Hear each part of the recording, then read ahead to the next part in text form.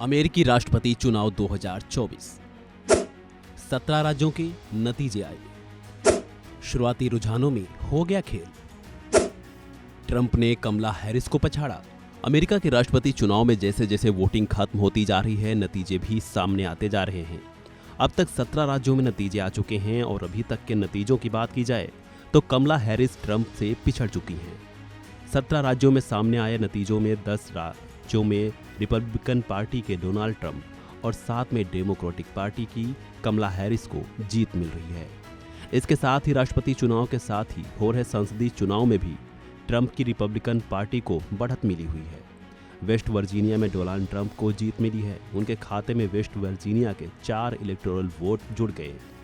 इसके साथ ही ट्रंप के इलेक्टोरल वोट की कुल संख्या 23 हो गई है, जबकि कमला हैरिस के पास फिलहाल 3 इलेक्टोरल वोट ही हैं। वहीं कुछ राज्यों में वोटिंग खत्म होने में भी कुछ समय बचा है। अमेरिका के 50 राज्यों में 538 इलेक्टोरल वोट्स यानी सीटों के लिए वोटिंग मंगलवार को भारतीय समय के मुताबिक शाम करीब 4:30 बजे शुरू हुई, जो कि आज सुबह करीब 9:30 बजे तक सभी राज्यों में वोटिंग खत्म हो जाएगी। फाइनल नतीजे कब तक आएंगे, इसकी बात की जाए तो बुधवार सुबह करीब 11:30 बजे वोटिंग खत्म होने के बाद वोटों की गिनती शुरू होगी। आमतौर पर वोटिंग के अगले दिन नतीजे आ जाते हैं, इसलिए फाइनल रिजल्ट भारतीय समय के मुताबिक बुधवार देर रात या गुरुवार सुबह तक के आने की उम्मीद जताई जा रही है। अगर वोटों की गिनती में ज़्यादा समय लगता है तो नतीजे आने में भी 1-2 दिन भी लग सकते हैं, क्योंकि ऐसा पहले भी देखा जा चुका है जब 2020 में हुए चुनाव में वोटिंग के 4 दिन बाद नतीजे सामने आए थे। रिपोर्ट्स के मुताबिक प्री वोटिंग में करीब 8 करोड़ से ज़्यादा अमेरिकी नागरिकों ने पोस्ट ईमेल के जरिए वोटिंग की। 5 नवंबर को वोटिंग में कितने अमेरिकियों ने वोट और परसेंटेज क्या रहा, इसके आधिकारिक आंकड़े जारी नहीं किए गए भी। वहीं अगर चुनाव में किसी को जीत नहीं मिलती है, अगर मुकाबला ड्रा रहा तो क्या होगा?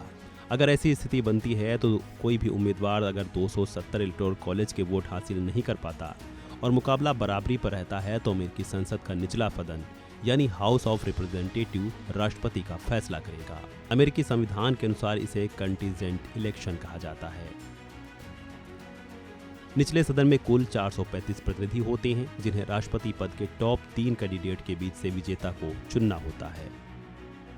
अमेरिकी चुनाव में हालांकि ऐसा होना बेहद असंभव लग रहा है। डेमोक्रेट कमला हैरिस और रिपब्लिकन डोनाल्ड ट्रंप के बीच कड़ा मुकाबला है।